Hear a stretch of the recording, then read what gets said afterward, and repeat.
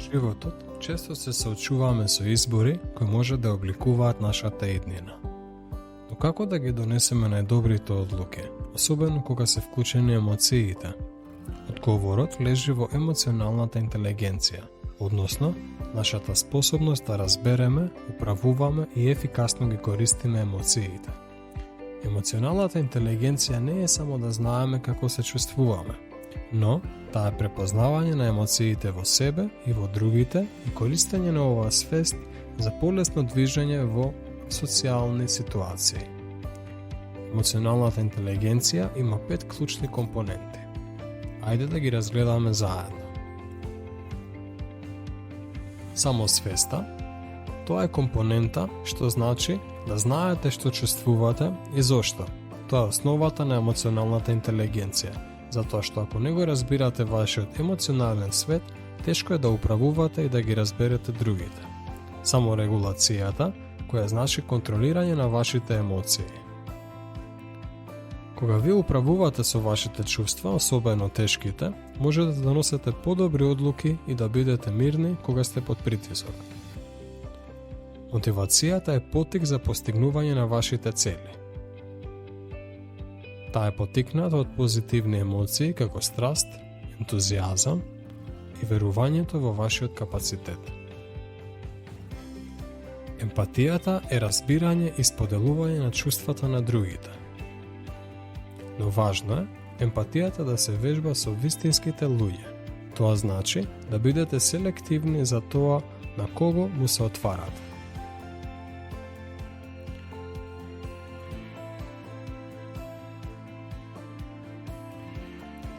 Со практикување емпатија, оние кои се доверливи и поддржуваат, составате посилни, поздрави врски. Со овие врски се чувствувате ценети и ви помагаат да растете емоционално и социјално. Се работи за взаемна почит и осигурување дека вашата емпатија не е земена за слабост. Социјалните вештини се навигирање во социјални средини, јасно комуницирање и градење на здрави позитивни односи.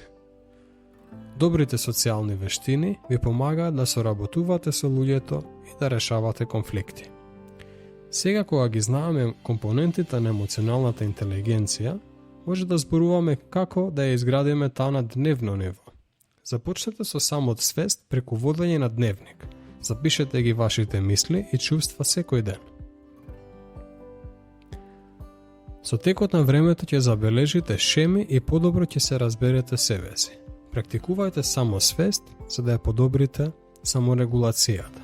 Одвојте неколку минути дневно да се фокусирате на здивот и забележете ги вашите мисли, насушувајќи се кон сегашниот момент.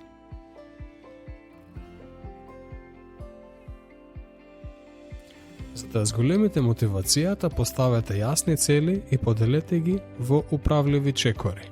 Славете го напредокот и фокусирајте се на позитивните емоции кои ви помагаат во вашата мотивација. Емпатијата е моќна кога се дели со вистински луѓе. Обкружете се со оние кои ве ценат и ви пружаат поддршка. Внимавајте на односите засновани на взаемно почитување и доверба.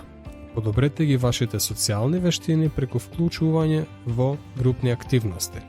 Бидете отворени за повратни коментари, соработувајте и помагајте да се решат конфликтите.